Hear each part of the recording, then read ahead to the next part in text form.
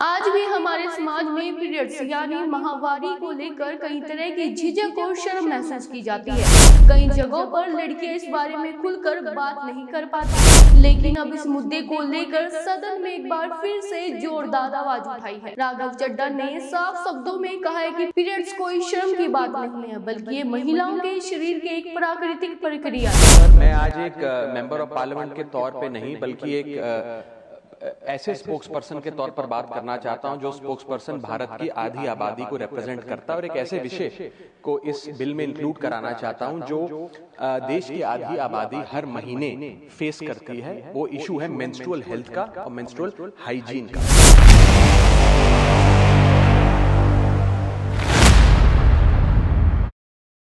आज भी हमारे समाज में पीरियड्स यानी माहवारी को लेकर कई तरह की झिझक और शर्म महसूस की जाती है।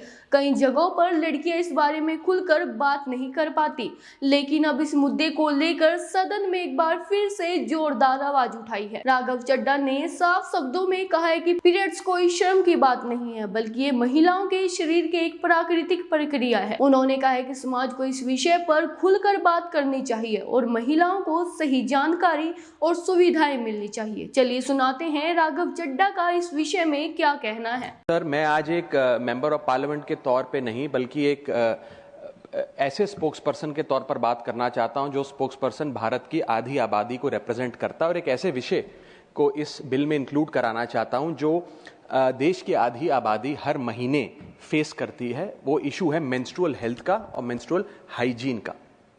सर, समाज में इस विषय को जानते सब हैं, लेकिन बात करने से कतराते हैं और हमारे समाज ने मेंस्ट्रुअल हेल्थ और मेंस्ट्रुअल हाइजीन के इस इशू को साइंस का इशू नहीं बल्कि साइलेंस का एक इशू बना दिया है और ये एक नेचुरल बायोलॉजिकल प्रोसेस को एक सोशल टैबू में तब्दील कर दिया है। सर, ये विषय तो नेचुरल है, लेकिन इस पर बात ना करना अननेचुरल है।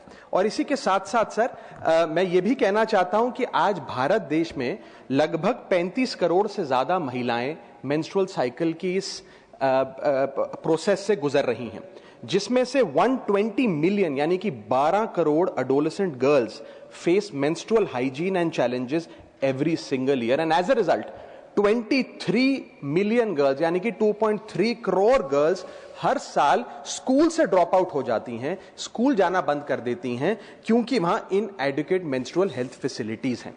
Sir, lack of sanitation and lack of access to menstrual products के चलते हमारी बेटियां ऑन एन एवरेज 60 दिन साल में स्कूल मिस करने को मजबूर होती हैं और वर्किंग महिलाएं महीने में 2 से 5 दिन अपना ऑफिस मिस करने को मजबूर होती हैं। सर, हम एक ऐसे देश में रहते हैं जहां शराब और सिगरेट तो खुलेआम बेची जाते हैं, लेकिन सैनिटरी पैड को अखबार में लपेट के दिया जाता है जैसे कि आप कोई इलीगल प्रोडक्ट खरीद रहे हो या इलीगल प्रोडक्ट का एक्सेस पा रहे हो। पीरियड नेचुरल है, लेकिन स्टिग्मा उसके अराउंड जो है वो अननेचुरल है। साइंस नेचुरल है, लेकिन उसके अराउंड साइलेंस अननेचुरल है। मेंस्ट्रुएशन बायोलॉजी है, लेकिन इस प्रकार की सोच जो मिसोजिनी है वो एक आइडियोलॉजी है। सर, और मैं इससे संबंधित 5 विषय उठाना चाहता हूं जो इस बिल में शामिल किए जाएं। मेरा पहला मुद्दा है कि मेंस्ट्रुअल हेल्थ और हाइजीन एक विमेन्स इशू नहीं, एक पब्लिक हेल्थ का मैटर है।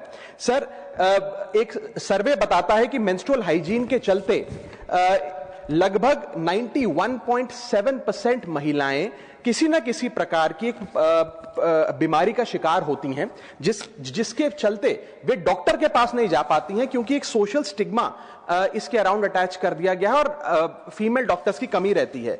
सर, पीरियड और मेंस्ट्रुअल साइकिल के चलते 3 प्रकार की बीमारियां महिलाओं में देखी जाती है। पहली है रिप्रोडक्टिव ट्रैक्ट इंफेक्शंस, दूसरी है increased risk of cervical cancer और थर्ड है सर यूरिनरी ट्रैक्ट इंफेक्शंस। इन इंफेक्शंस को ना असेस किया जाता है और ना इन बीमारियों का इलाज किया जाता है क्योंकि ये एक सोशल टैबू और स्टिग्मा हमारे देश में बन गया है। 2024 की NIH का स्टडी बताती है सर कि 16 राज्यों में जब सर्वे किया गया तो उसमें पाया गया कि 14.3% of the girls saw treatment from health professionals for menstrual problems, यानी कि 100 में से मात्र 14 बच्चियां ही डॉक्टर या अस्पताल जा सकी क्योंकि वे राघव जी बहुत इंपॉर्टेंट चीज आप बोल रहे हैं जी। पर इसे बिल से जोड़कर बिल है मैं सर इसमें अभी आने वाले समय में रिकमेंडेशंस दूंगा, मैं एक एक करके आ रहा हूं, मैं बिल्कुल जोड़ूंगा, बिल्कुल, मैं भली भांति जानता हूं क्या विषय है सर बिल का, अब चिंता ना करें, मैं जोड़ूंगा।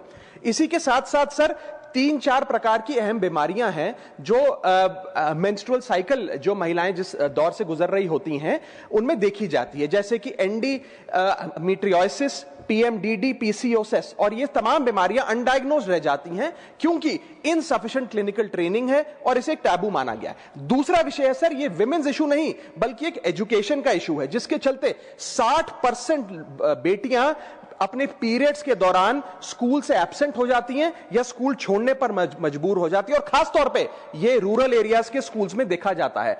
सर टॉयलेट होना एक चीज है लेकिन यूजेबल टॉयलेट होना एक और चीज है, इसमें बहुत फर्क है। और यदि टॉयलेट में पानी नहीं, प्राइवेसी नहीं, सोप नहीं, डिस्पोजेबल बिन नहीं और सैनिटरी पैड्स नहीं, तो वो टॉयलेट नहीं मात्र एक कमरा है।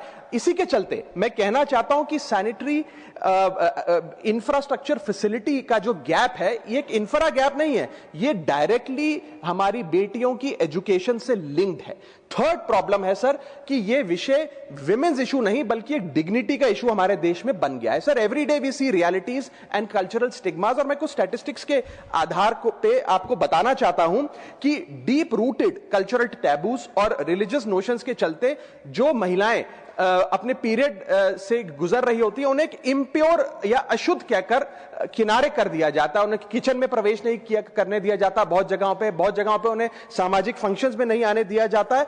और 33% ऑफ द विमेन, एक सर्वे के मुताबिक उन्होंने यह रिपोर्ट किया that they had no knowledge about menstruation before their first period arrived, यानी कि 1/3 महिलाएं ऐसी हैं जिन्हें अपने पीरियड के बारे में जानकारी भी नहीं थी कि ऐसी कोई चीज होती है, क्योंकि लैक ऑफ एजुकेशन है, एक सोशल टैबू है, एक स्टिग्मा है।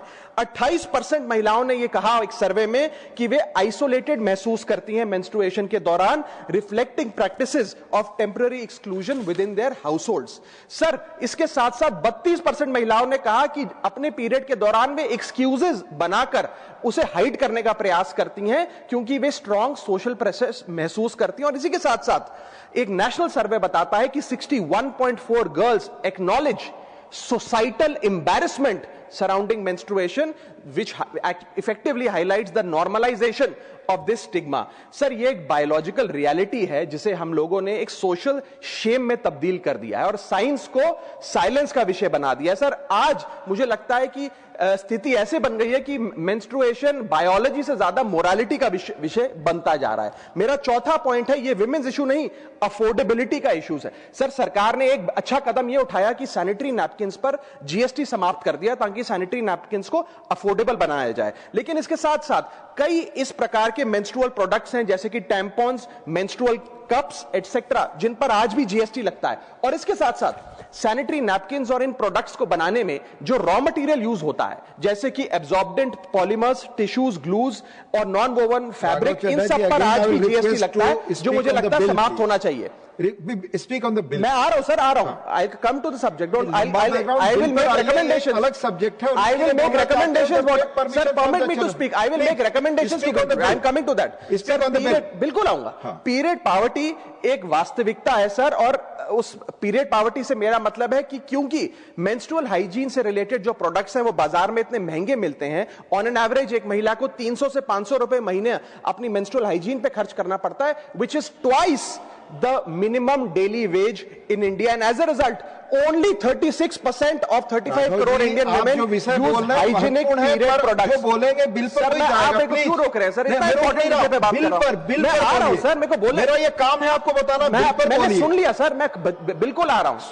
अगेन आप आ रहे हैं, मैं बहुत देर से सुन रहा हूं। The protection of sir, I want to sexual offenses I want all these to be included in this bill. You speak on the bill. Yes, it concerns our women, our daughters, and I want this to be included in the bill. Come on that. I want this included in the bill. बता रहा हूं उस bill पर बोलिए। So do I have the permission to speak? I want this included in the bill. भूमिका के बजाय bill पर आइए, बोलिए जितना समय बोले। But I want this to be included in the bill. Please. मैं ये कह रहा हूं, इसको इंक्लूड करिए बिल में। इसमें क्या समस्या है सर? मैं ये बड़ा गंभीर विषय है, मैं चाहता हूं इसे बिल में जोड़ा जाए। विषय पर बोलना चाहते हैं ना सर? मैं चाहता हूं इसको बिल में जोड़ा जाए। बोलने दीजिए ना, बार बार रोकेंगे मेरा फ्लो रोक नहीं रहा हूं मैं। आप शुरू से अब तक अपने बोलने के 10 मिनट में आपने 8 मिनट तक पृष्ठभूमि बताई। मैं आपसे ये आग्रह कर रहा हूं कि भूमि please, बताने के बाद ही 8 मिनट नहीं, आप 12 मिनट बोलिए, बिल पर बोलिए। अच्छा चलिए सब्जेक्ट पर बोलिए। बिल्कुल प्लीज। सर, पीरियड प्रोडक्ट्स एक लग्जरी नहीं है, वो एक लाइफस्टाइल चॉइस नहीं है, वे एसेंशियल गुड्स हैं। और पांचवा पॉइंट और आखिरी पॉइंट, ये विमेंस इशू नहीं सर, ये फ्रेमवर्क का इशू है। जैसे 25% स्कूलों में बेसिक सैनिटेशन सर्विस नहीं है, 46% स्कूल्स में हाइजीन सर्विस जैसे कि सोप और रनिंग वाटर नहीं है, और लगभग 40% स्कूल्स में covered beans for disposable sanitary napkin नहीं है। सर मैं बस एक बात कहना चाहता हूं कि Spain, Japan, south Korea, Indonesia जैसे बड़े देशों में पेड लीव्स मिलती हैं 1 to 3 डेज पर मंथ उन महिलाओं को जो अपनी मेंस्ट्रुअल साइकिल से गुजर रही होती है। लेकिन भारत में पेड लीव छोड़िए, इस विषय पे चर्चा करने से भी हम लोग घबराते हैं, भागते हैं। इसलिए मैं 6 स्पष्ट सुझाव इस बिल में इंक्लूड करने के लिए इस सदन में रखना चाहता हूं। मेरा पहला सुझाव है कि हर स्कूल और कॉलेज, वर्कप्लेस और पब्लिक इंस्टीट्यूशन में फ्री सैनिटरी पैड्स और फंक्शनल टॉयलेट्स बनाए जाए। दूसरा, schools, anganwadi centre, public health care centre और आशा नेटवर्क्स के जरिए अफोर्डेबल या फ्री मेंस्ट्रुअल प्रोडक्ट्स घर घर में पहुंचाए जाएं। रॉ मटेरियल्स जो हैं, जो मेंस्ट्रुअल प्रोडक्ट्स को बनाने में इस्तेमाल होते हैं, उन पर भी जीएसटी समाप्त किया जाए। और मेंस्ट्रुअल हेल्थ की एजुकेशन की जब बात होती है स्कूलों में, तो सिर्फ महिलाओं को नहीं, बॉयज को भी इस करिकुलम में शामिल करना चाहिए, because boys are rarely included in menstrual health education. और शायद समाज के साइलेंस का एक बहुत बड़ा कारण यह है कि लड़कों को, स्कूल जाने वाले बॉयज को मेंस्ट्रुअल हेल्थ की साइंस से दूर रखा जाता है। पांचवा सुझाव, मेंस्ट्रुअल वेस्ट मैनेजमेंट के लिए नेशनल फ्रेमवर्क बनाया जाए ताकि सेफ और इन्वायरमेंटली रिस्पॉन्सिबल डिस्पोजेबल सिस्टम्स हो।